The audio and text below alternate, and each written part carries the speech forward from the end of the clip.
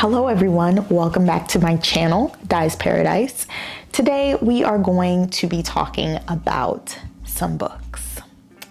Of course, yeah.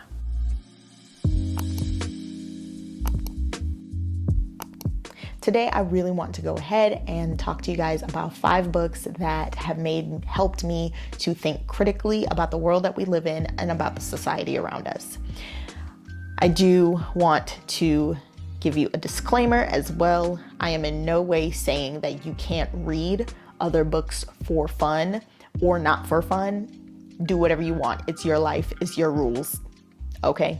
I'm not here to police you. I'm not the book police.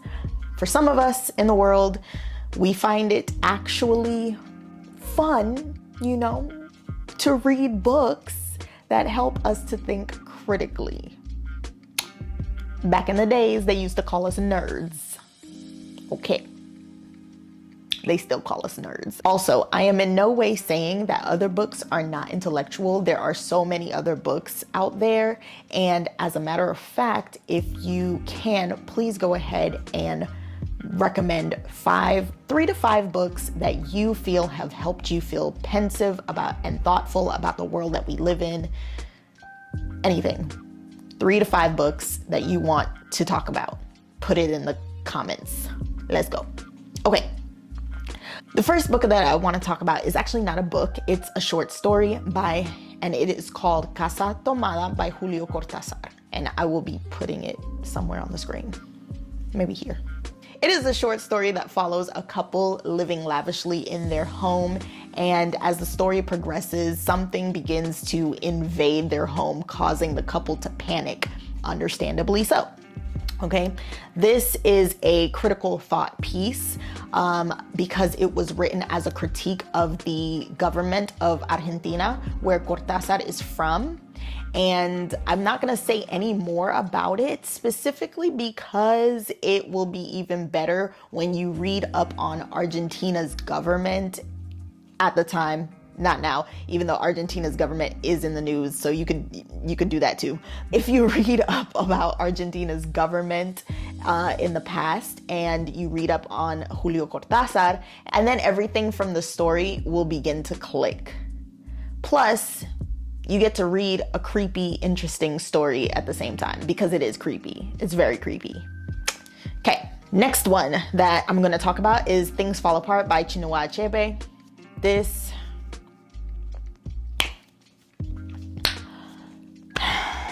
is one of my favorite fiction novels that explore colonialism. It is riveting, and I mean that.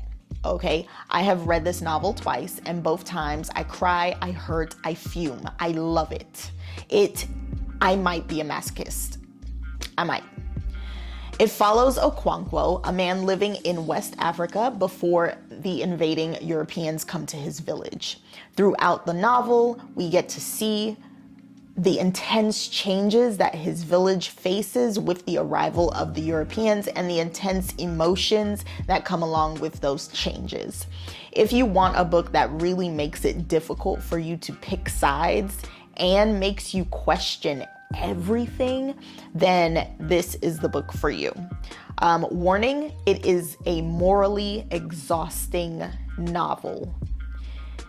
And please check the trigger warnings. When I was a teacher, we actually read this with our 10th graders, and I will say, and also I need to mention that the 10th graders in the school that I worked at was okay. We were good. Okay? Which is why we read it with our 10th graders. Okay? Read specifically this book with our 10th graders because we were good. Okay? If you know what I mean. But anyway, we were reading this book with our 10th graders. However, I did decide to cut out some of the parts because it can get a little heavy.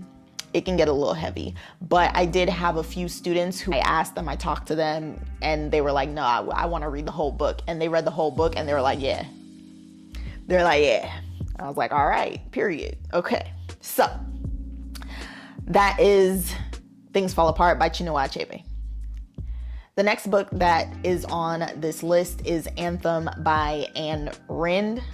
Okay, Anthem by Ayn Rand. I don't know if her name is pronounced Anne or Ein or Ain, or there's just so many different ways to kind of go about that. So I'm just gonna call her Ayn Rand. Okay. So disclaimer on this book, just because I suggest this book does not mean that I am a fan of all of Ayn Rand's philosophical ideas, because I'm really not. So a lot of her philosophy on certain things,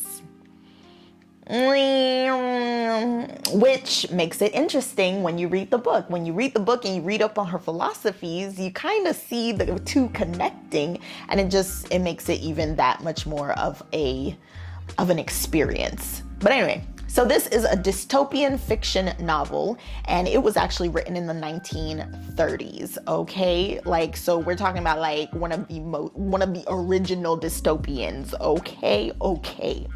So the book takes place during a dark time for the human race, when everything is controlled and no one has free choices. No one really gets to choose what they do, who they're with.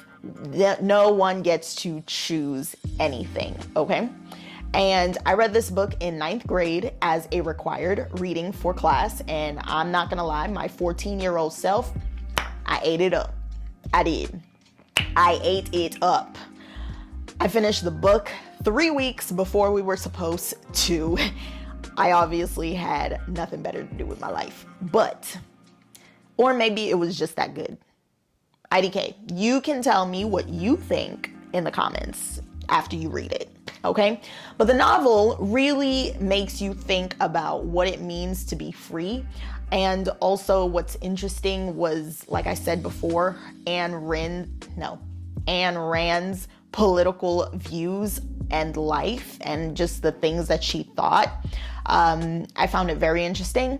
And also learning about her ideology made me think about the fact that my school had us read it. The next book that I'm gonna read, can y'all see my smile? Oh my God. I said the next book that I'm gonna read. The next book that I'm going to mention is The Rage of Dragons by Evan Winter. So, okay, I might be biased. I am biased. And I'm a fangirl.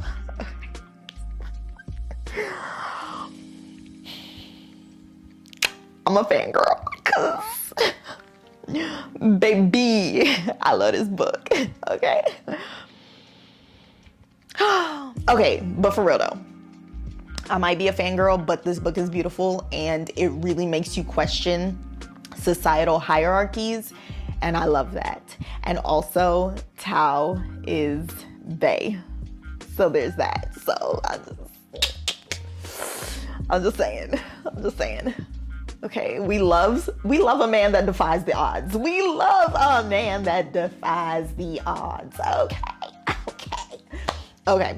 Anyway, so this book follows Tao, who lives in a world where the people high in this societal hierarchy are pretty evil. They do atrocious things, they do horrible things, and quite frankly, they can get away with the things that they do.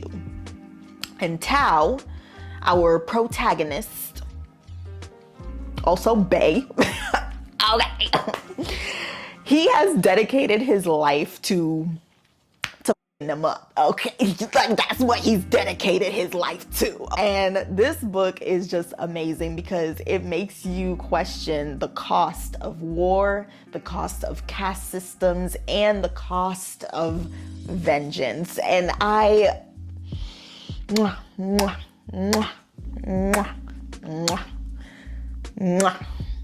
love it. Okay. Next book that I'm going to suggest is Babel by R.F. Kuang. Okay, do you pronounce it Babel or Babel? Short A or long A? Babel or Babel? Okay, I want to know. At the end of the day, I'm going to tell you right now, it really doesn't matter. They're both correct, but I just want to know. Which one do you do? Which one do you say? Babble, babel. Short A, long A. Tell me. Okay, so Babble by R.F. Kuang. This was a beautiful read. As someone who is obsessed, and yes, I am obsessed with the nuances of language and the skill of learning language and how language and culture are inextricably interwoven with one another, this was right up my alley. I was eating it up. I was eating it up, okay. This book follows Robin Swift. He is a young man from Canton. He is adopted by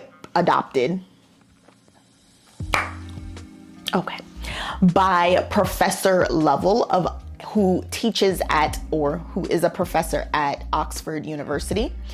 Robin has basically, I want to say dedicated, but was it his choice to dedicate? So has he dedicated, or has he been forced to dedicate? He's been forced to dedicate his life. See, this is why it's such a good novel, because it literally sits there. You can't even, can we really discuss this, please? Okay, I don't want to get into this because I'm gonna go off on a tangent. Let me focus on the notes. So Robin trains in learning many different languages, and so that he can become accepted into Oxford University. And